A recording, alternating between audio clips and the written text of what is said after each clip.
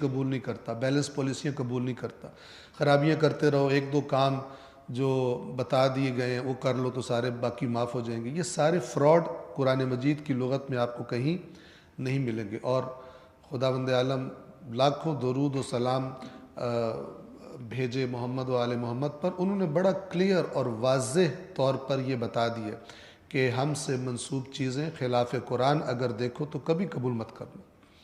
البتہ ہماری خطا اور ہماری بہت خطرناک خطا یہ ہے اور یہ مسلسل جاری ہے کہ قرآن مجید سے دین کو سمجھنا اور روایات کو جو سنی جاتی ہیں، جو پڑھی جاتی ہیں، جو کتابوں میں لکھی ہوئی ہیں، ان کو تھوڑا سا ان کا کمپیریزن کرنا، تھوڑا سا موازنہ کرنا قرآن مجید کی آیات کے ساتھ، یہ بالکل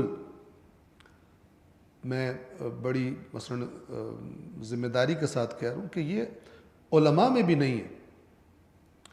چرصد بے عوام کا تک یعنی کیا بات کی جائے کہ جب کہ رائج نہیں ہے.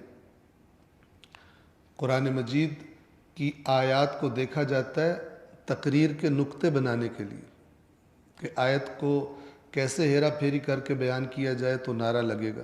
ٹھیک ہے، یہ زیادہ تر فوکس اس پہ ہوتا ہے. اس پہ فوکس نہیں ہوتا کہ کون سی باتیں ہمارے درمیان جو رائج ہیں. قرآن مجید کا لب و لہجہ بالکل اس کے ساتھ نہیں ملتا اور قرآن مجید بالکل اس کی اجازت نہیں دیتا، اور اس کو پھر چھپا دیا جاتا ہے کس میں کہ مختلف بہانے ہیں وہ جو میں بار بار کہا کرتا ہوں. اس کے کئی معنی ہوتے ہیں عربی کے، اور اس کے یہ ہوتا ہے اور وہ ہوتا ہے، اور لفظی ترجمے پہ تم جا رہے ہو، تفسیر دیکھو، ہزار قسم کے بہانے بنائے ہوئے ہیں. یہاں پر میں آپ کی خدمت میں عرض کر دوں، یہ جو بندے کہتے ہیں قرآن کے لفظی ترجمے کو صرف نہ دیکھو، یہ بے ایمان ہیں یا جاہل ہیں پرلے درجے کے، اور یا بے ایمان ہیں پرلے درجے کے. یہودی صفت ہے. جن آپ توجہ کریں، یہ جسارت ہے اللہ کی بارگاہ میں کہ اللہ تبارک و تعالی، آپ توجہ کریں، قرآن کیا ہے؟ قرآن تا قیامت ہدایت کا سرچشمہ ہے اللہ کی طرف سے. اور اہم اتنا کہ آپ قرآن مجید کے نزول کا جو اہتمام اللہ نے کیا اور جو قرآن بیان کرتا ہے، اتنا اہم کر کے عام فرشتے بھی نہیں، بڑے بزرگوار فرشتے وہ اس کو لے کر آتے ہیں، اور وہ بڑے امانت دار، کوئی ہیرا پھیری بیچ پہ نہیں ہونے دیتے.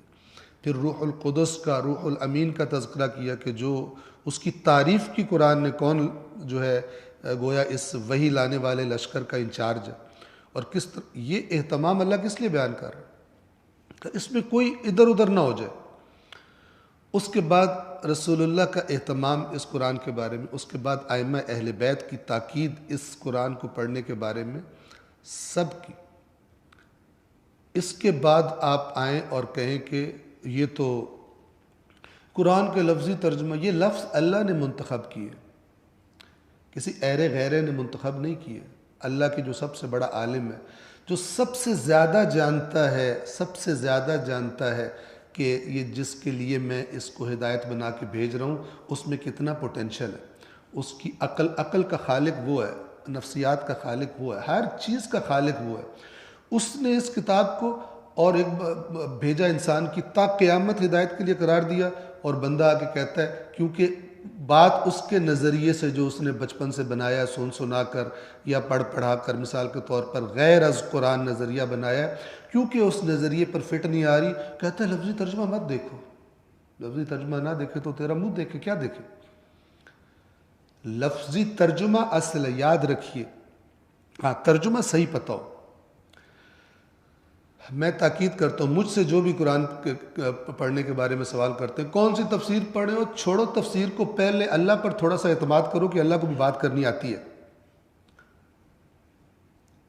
آیا قرآن مجید کا ٹیکسٹ تمہارے لیے ناقابل فہم؟ سب سے بڑے مجرم جب رسول اللہ شکایت کریں گے قیامت کے دن، سب سے بڑے مجرم وہ قرار پائیں گے جنہوں نے قرآن کے ٹیکسٹ کو عوام کے ذہنوں میں مخدوش کیا. چند چیزوں کے بہانے بنائے ہوئے. اچھا جی، الف لام میم کا کیا معنی ہے؟ تو بتا دے کیا معنی. ایک دو چیزوں کا، تین چیزوں کا بہانہ بنا کے پورے قرآن کے ٹیکسٹ کو مشکوک کر کے عوام کے ذہنوں میں ڈال دیں. عوام کو اعتماد ہی نہیں ہے کہ ہم اس قرآن سے کچھ گین کر سکتے. میں نے شاید کو بتایا تھا یہ جو ماہ رمضان گزرا اس سے پچھلا ماہ رمضان جس میں لاک ڈاؤن تھا، تو اس میں ایک ہر روز ایک سپارہ وہ پڑھا کرتے تھے اور اس کی تفسیر مختصر وضاحت بیان کیا کرتے تھے. تو اس میں ایک پتہ نہیں کینیڈا سے تھی یا امریکہ سے ایک خاتون کا مجھے میسج آیا. آپ توجہ کریں کہ کیا حالت ہے، اچھی بھلی پڑھی لکھی سمجھدار متدین. مجھے کہتی ہے کہ میں نے یہ اس درس کی برکت سے زندگی میں پہلی دفعہ قرآن مجید ترجمے کے ساتھ اور تھوڑی بہت وضاحت کے ساتھ میں نے ختم کیا، پڑھا میں نے. کہتی ہے اس سے پہلے چند سال پہلے میں نے ایک دفعہ ڈرتے ڈرتے قرآن کا ترجمہ پڑھنا شروع کیا. اور سنیں، اب لفظ سنیں اور غور کریں ان الفاظ کا بیک گراؤنڈ کیا ہے، پیچھے دماغ میں کیا بٹھایا گیا ہے. کہتی ہے میں نے مشکل سے ایک سپارہ ختم کیا تھا تو مجھے ایسا لگا جیسے میں گمراہ ہو جاؤں گی. آپ سوچیں کہ یہ کیا چیز ہے جو ذہن میں بٹھائی گئی، کیوں اس کو لگ رہا ہے قرآن پڑھ کے کہ میں گمراہ ہو جاؤں گی. اللہ سے بڑا کون حکمت والا ہے.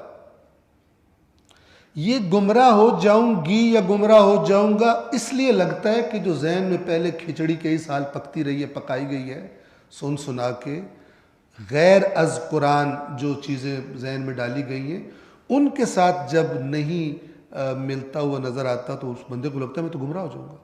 اب پرابلم کیا ہوتا ہے؟ کیونکہ ہر مسلک والوں نے اپنے ایکسکلوسیو نظریات جو ہیں، جو بعض اوقات قرآن سے ٹکرا رہے ہوتے ہیں، ان کے ساتھ اپنی عوام کی جنت جوڑ دی ہے. اب بیچارہ جو عام بندہ ہے نا، وہ کہتا ہے کہ یہ گیا تو پھر جنت بھی گئی نال ہی، مر گئے، ڈر جاتا ہے، پھر دھونس میں آ جاتا ہے اور ڈر کے کہتے ہیں نہیں میں تو نہیں کر سکتا، اور اس کے بعد قرآن سے فارغ ہو جاتا ہے. پھر قرآن کس کام کے لیے رہ جاتا ہے؟ چومو چاٹو، اس میں پیسے رکھو تاکہ زیادہ ہو جائیں، اس کے تعویذ بناؤ، اس کو تلاوت کرو، ثواب لو، 5 دفعہ 10 دفعہ ماہ رمضان میں ختم کرو. جس کے لیے اللہ نے نازل کیا اس سے ریٹائر کر دیتے ہیں اس کو. یہ بنیادی ترین سبب ہے قرآن کی مہجوریت کا، جس کی شکایت رسول اللہ نے کرنی قیامت کے دن، کہ میری امت نے، میری قوم نے اس قرآن سے دوری اختیار کر لی تھی اور پکے ہو گئے تھے. وہ جو لفظ ہیں آیت کے اتخاذ یعنی بہرحال انہوں نے اس پر یہ پکے ہو گئے تھے، اس بات کی ٹھان لی تھی کہ قرآن کے نزدیک نہیں جانا. اور یہ معاشرے میں عمل سبھی مسالک کا اس بات کی گواہی دے رہا ہے، اس بات کی گواہی دے رہا ہے کہ اس پہ انہوں نے ایکا کر لیا کہ قرآن کے نیڑے نہیں جانے دینا کسی کو، اپنی پبلک کو. لہٰذا انہوں نے کہا مجھے اس خاتون نے کہ میں اس وقت پڑھ رہی تھی تو ایک سپارہ پڑھ کے چھوڑ دیا کیونکہ مجھے لگ رہا تھا میں گمراہ ہو رہا ہوں، میں قرآن پڑھ کے گمراہ ہو رہا ہوں. اور یہ اللہ کے کلام کے گستاخ اور جسارت کرنے والے، ٹھیک ہے، بعض اوقات مولویوں کی شکل میں ہوتے ہیں، کہتے ہیں قرآن پڑھو گے تو خود پڑھو گے تو گمراہ ہو جاؤ گے. یاد رکھیں، اگر آپ نے یہ پتہ کرنا ہے کہ تفسیر والے نے کہاں ڈنڈی ماری ہے، کہاں چیٹ کیا، آپ کے پاس قرآن کے ٹیکسٹ کے علاوہ کوئی اس دنیا میں راستہ ہی نہیں ہے کہ کوئی اور چیز آپ کو بتائے تفسیر کرنے والے نے کہاں چیٹ کیا. کسی بھی مسلک کی آپ تفسیر پڑھیں گے، اسی لیے تو زور لگاتے ہیں تفسیر تفسیر تفسیر تفسیر، تاکہ پہلے ہی مائنڈ سیٹ وہ بنے. اس پڑھنے والے کو ہوتا ہی نہیں ہے کہ یہ آیت اصل میں کیا کہہ رہی ہے، وہ تو تفسیر دیکھ رہا ہوتا ہے بیچارہ، اچھا اس سے یہ مراد ہے، اس سے یہ مراد ہے، نامراد رہ جاتا ہے. قرآن پڑھنے کا بیسٹ طریقہ وہ یہ ہے کہ آپ قرآن مجید کو، اس کے ترجمے کو، ترجمے آپ کمپیئر کرنے کے لیے ساتھ رکھ سکتے ہیں، 3-4 ترجمے رکھ لیں. ایک شیعہ ترجمہ رکھ لیں، ایک جناب بریلوی رکھ لیں، ایک اہل حدیث رکھ لیں، ایک جناب ترجمہ آپ رکھ لیں دیوبندی مسلک کا رکھ لیں، کمپیئر کرنے کے لیے شوق سے پڑھیں. اور آپ کو پتہ چلے گا کہ ترجمے میں ایسی چیٹنگ نہیں ہو سکتی. ہاں، جہاں پہ اندر بریکٹس لگے ہوں وہ اس غریب کی اپنی محنت ہوتی ہے وضاحت کے لیے، اور بعض لوگ وہاں پہ ڈنڈی بھی مارتے ہیں، ٹھیک ہے، بعض لوگ، اور وہ اس پر پکڑ نہیں ہو سکتی کیونکہ یہ بریکٹس ہیں، یہ بریکٹس ہیں. تو جو بریکٹ ہوتے ہیں وہ بھی قرآن کا متن نہیں ہوتا، جیسے اس ترجمے بھی ہے، زیادہ تر وضاحت کے لیے ہوتے ہیں اور صحیح وضاحت ہوتی ہے، ٹھیک ہے. لیکن بہت کم لوگ کچھ چیٹ بھی کرتے ہیں، وہ آپ جب 2 3 4 ترجمے سامنے رکھ کے پڑھ رہے ہوں گے آپ کو آئیڈیا ہو جائے گا، اور آپ کسی اگر آپ کو نہ بھی سمجھ آ رہا ہو کسی ایماندار بندے سے یا 3 4 بندوں سے علماء کرام سے آپ جو ہے ترجمہ جا کے پوچھیں کہ یہ مثلا یہ کیا ہے، تو آپ کو تب بھی واضح ہو جائے گا۔ اللہ کی طرف سے راستہ بند نہیں ہے، یہ اللہ کے لطف کا تقاضا ہے کہ جو ہدایت کا طالب حق کا طالب ہٹ درم نہیں ہے، ضدی نہیں ہے، جو ہمارے باپ دادا کرتے تھے ہم وہی کریں گے، اس قسم کی لغویات کے پیچھے نہیں چلتا، اس کے لیے اللہ کے لطف کا تقاضا ہے کہ ہدایت کا دروازہ کھلا رکھے، اس کے پاس راستہ ہو اور آسان راستہ ہو ہدایت تک پہنچنے کا۔ اور یہ اللہ کا قرآن میں وعدہ ہے والذین جاہدوا فینا لنہدینہم سبلنا، وہ لوگ جو ہماری خاطر ہمارے لیے کوشش کرتے ہیں ہم یقیناً انہیں اپنے راستوں کی ہدایت کرتے ہیں۔ اور اللہ تبارک و تعالی لا یخلف المیعاد، اللہ اپنے وعدے کی خلاف ورزی ہرگز نہیں کرتا، اور وہ سب سے زیادہ قدرت رکھتا ہے وعدہ پورا کرنے کی، سب سے زیادہ قدرت رکھتا ہے، لہذا اس کے لطف کا تقاضا ہے کہ یہ قرآن کا متن اس کا ٹیکسٹ محفوظ بھی رہے، اور اس کے لطف کا تقاضا ہے کہ یہ قرآن کا ٹیکسٹ سمجھ میں بھی آئے، سمجھ میں بھی آئے۔ بعض جگہوں پر بعض وضاحتوں کی ضرورت ہے، ان گنتی کے چند مقامات کو چند چیزوں کو لے کے انہوں نے کیا کیا ہے، پورے قرآن کو مخدوش کر دیا ہے، مشکوک بنا دیے، مبہم بنا کے پیش کرتے ہیں کہ یہ تمہیں سمجھ میں نہیں آ سکتا، اور یہ سب سے بڑے مجرم ہیں، سب سے بڑے مجرم۔ یہ کرتے کیوں ہیں؟ اپنی کھچڑیاں محفوظ رکھنے کے لیے جو بنائی ہوئی ہیں، بن گئی ہیں۔ کیونکہ اسلام میں رسول اللہ صلی اللہ علیہ وآلہ وسلم کی رحلت کے بعد، اس دنیا سے جانے کے بعد آپ کو پتہ ہے کہ بہت زیادہ لڑائیاں، اختلافات، بہت کچھ ہوا ہے۔ توجہ سے میری بات سنیں، اس دور میں کہ جب مثلا یہ اختلافات اپنے عروج پہ گئے تو کچھ لوگ تو بے ایمانی سے اور کچھ پورے خلوص سے، کیونکہ اپنے فرقے کو اپنے گروپ کو حق سمجھ رہے ہوتے تھے، تو پورے خلوص سے اس کو ڈیفینڈ کرنے کے لیے، اسے مضبوط بنانے کے لیے اپنے پاس سے گھڑ کر رسول اللہ اور مثلا ائمہ اہل بیت کے نام پہ جھوٹ اندر شامل کر دیتے تھے۔ ٹھیک ہے نا؟ جیسے اگر آج دو مختلف پیروں کے مریدوں کو آپ بٹھا دو نا اور ان سے کہو کہ اپنے پیروں کے فضائل بتاؤ، آپ کو پتہ چلے گا وہ کیا لمبی لمبی چھوڑیں گے اپنے پاس سے پیروں کے معجزے اور پتہ نہیں کیا کیا گھڑ کے کہ میرا پیر ہولا نہ ہو جائے دوسرے کے پیر کے سامنے۔ تو اسی طرح ایک شدید ترین دور گزرا ہے جس میں یہ جھوٹ کی فیکٹریوں نے اپنا اپنا کام کیا، حدیثیں گھڑی گئی، لہذا ائمہ نے خبردار کیا لیکن ہم خبردار ہوئے نہیں۔ فرمایا خلاف قرآن مت قبول کرو، خلاف قرآن مت قبول کرو، لیکن کرتا ہی کوئی نہیں، کرتا ہی کوئی نہیں۔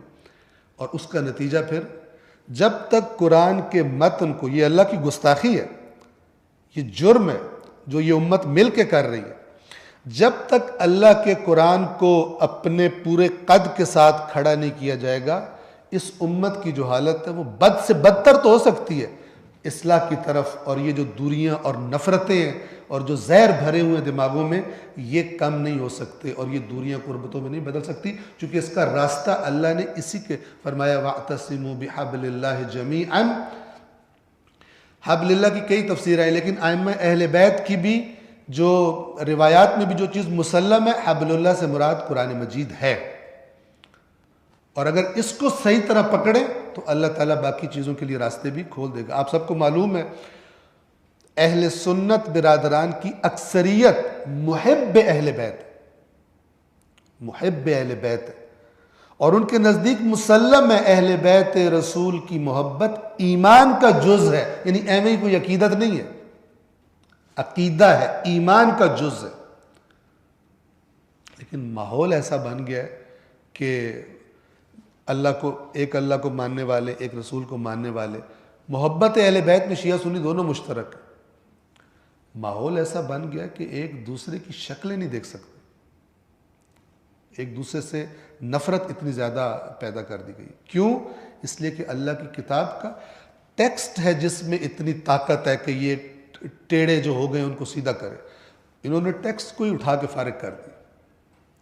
لہٰذا اگر آپ قرآن صحیح پڑھنا چاہتے ہیں، کچھ اور نہ پڑھیں، پہلے قرآن کے ٹیکسٹ سے اتنے مانوس ہو جائیں، جیسے آپ مثال کے طور پر اپنے کسی امپورٹنٹ امتحان کی کسی کتاب کو بار بار پڑھتے ہیں، بار بار پڑھتے ہیں، اسے سمجھنے کی کوشش کرتے ہیں، یہاں تک کہ وہ پوری کتاب کے موضوعات، اس کی باتیں، اس کے ایگزامپلز وہ آپ کے سامنے، کون سے موضوعات اس میں بہت زیادہ اٹھائے گئے ہیں، کون سے موضوعات کم امپورٹنس مثلا ان کو دی گئی ہے، کس کو زیادہ دی گئی ہے، یہ ساری باتیں آپ کے دماغ میں واضح ہو جائیں، اس کے بعد آپ تفسیر بھی پڑھیں، پھر یہ قرآن ہی آپ کو بتائے گا تفسیر والا کہاں پٹڑی سے اترا ہے، ورنہ دنیا کی کوئی طاقت آپ کو نہیں بتا سکتی.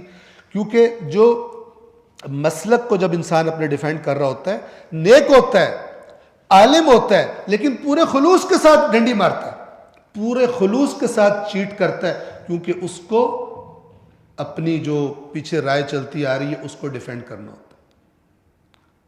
صلوات پڑھی محمد وعلیہ